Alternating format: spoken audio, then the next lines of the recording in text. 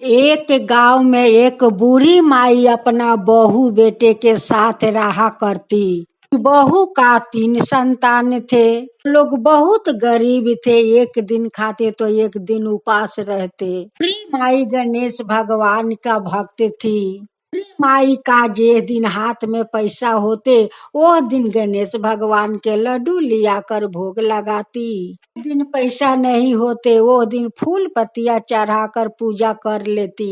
गणेश भगवान से यही कहती कि हे गणेश भगवान, आज हमें माफ कर दीजिए। आज मेरे हाथ में कुछ नहीं है, आपका भोग लगाने के लिए हमें माफ कर दीजिए। माई का बहू बहुत अच्छी थी। बार का गोबर माटी से घर से लेकर आंगना तक बहू लिपती। पोत कर फूल पत्तियां सब अपना घर में जुटाती। अपनी सास का पूजा में वो हाथ बटाती। गणेश भगवान का सर सफाई कर देती। सुबह जाकर गणेश भगवान के खाली पूजा कर लेती। लोग का दिन जैसे तैसे बीत रहे थे। आखिर बूढ़ी माई गणेश भगवान से कभी कुछ नहीं मांगती। लोग का तो दिन पर दिन बीतत गए, अपना दुख तकलीफ सहत गए। करते करते कुछ दिन तो बीत गए। एक दिन बूढ़ी माई का बहू बीमार पड़ गई। तो दिन आंगन घर गोबर से ना लिप पाई, फूल पतिया आन पाई। दिन गणेश भगवान का बूढ़ी माई पूजा नहीं कर पाई। बूढ़ी माई का सपने में गणेश भगवान आकर कहने लगे कि माई, आज तू गणेश का तो पूजा नहीं की, तू तो अपना गणेश का रोज पूजा करती हो, आज क्यों नहीं अपना गणेश के पूजा की। अपने में बूढ़ी माई कहने लगी कि बेटा देखो, मेरी बहू तो बीमार है, कौन फूल पत्तियां लाएगा और कौन गोबर माटी से घर आंगना लिपेगा। इसी कारण से आज पूजा मैं नहीं कर पाई। गणेश कहने लगे कि माई देखो, तुम तो गणेश भगवान का पूजा करती हो, वही से एक फूल ले जाकर अपना बहू के माथे के भीड़ी राख दो, हमारा बहू ठीक हो जाएगी। बात सुनकर बूढ़ी माई कहने लगी कि बेटा तुम कौन हो। कहने लगे कि माई हम तो गणेश है।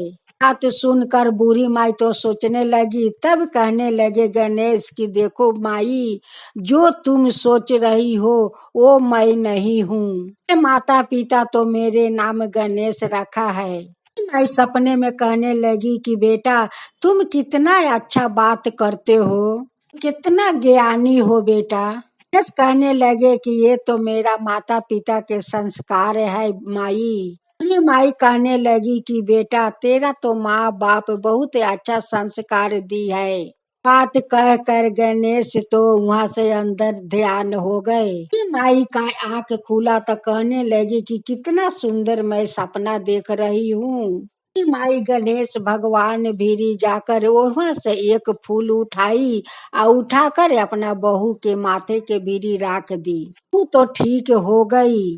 माई अपना बहू से कहने लगी कि देखो बहू, सपने में एक लड़का आया और कहने लगे कि माई तू तो गणेश भगवान के पूजा करती है, वहाँ से एक फूल ले जाकर अपना बहू का माथे के भीरी राख दो, हमारा बहू ठीक हो जाएगी। का मैं नाम भी पूछा, वो बताया कि मेरा नाम गणेश है।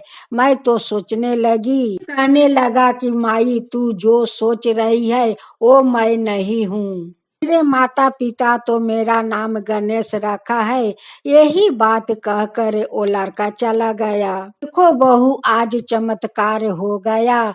वही फूल लिया कर तुम्हें माथे भीरी रख दी और वही फूल के चलते आज तुम्हारा बीमारी ठीक हो गया। एक दिन बूढ़ी माई का बहू खाना बनाकर अपना बच्चों लोग के लिए निकाल कर राखी थी। उसे हुए खाना को ढाक कर जाकर सो गई। तो गहरी नींद में सोने लगी। यही गणेश भगवान आकर कहने लगे कि हमें तो बहुत जोर से भूख लगे है। अब नींद में कहने लगी कि जाओ, वहाँ पर खाना ढके हुए है, जाकर खा लो। गणेश जाकर खाना तो खा लिया। फिर कहने लगे हाथ कहाँ धोऊं, कहीं भी घर में हाथ धो लो। कहने लगे कि मैं हाथ कहाँ पोंछूं।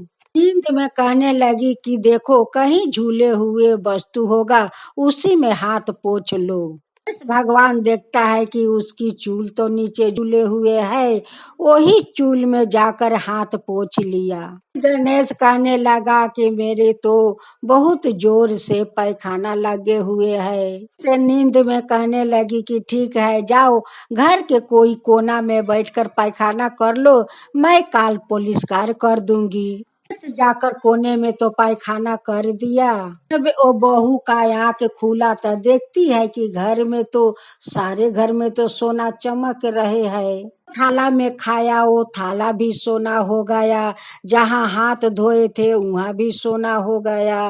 वो कोना में जाकर पैखाना किया था, वो पैखाना भी सोना के हो गए थे। तू अपना सासू माँ से कहने लगी कि माँ देखिए घर में गणेश भगवान आए थे, देखिए थाल में खाए हुए है, थाला तो सोना के बन गया है, पैखाना किया है तो वो भी सोना के बन गया है, जहाँ पर हाथ धोआ है वहाँ पर भी सोना के बन गया है। हम लोग के घर में गणेश भगवान कितना सारे धन भर गए। सासू माँ वही सोना से बेच कर घर में राशन पानी ले आई, खाना उना वो लोग बनाए, पेट भर के खाए।